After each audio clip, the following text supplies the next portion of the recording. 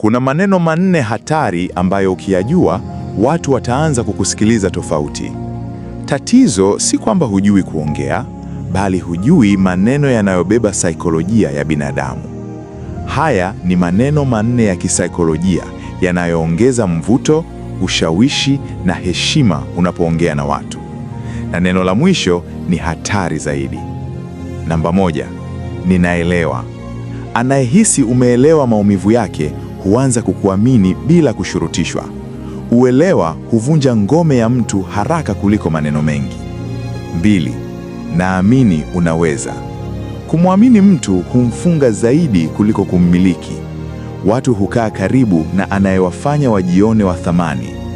3, sihitaji kukulazimisha. Anayeonyesha utulivu wa kutong'ang'ania huongeza mvuto wake.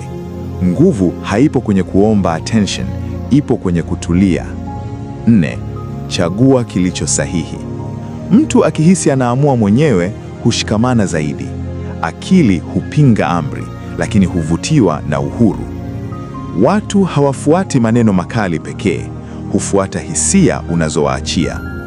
Ukizungumza kwa uelewa, imani, utulivu na nafasi ya uchaguzi, unajenga mvuto usiohitaji kulazimisha. Je, unapozungumza na watu, unatafuta kuwashinda au kuwavuta? Andika neno mvuto kwenye comment kama umeelewa nguvu ya maneno.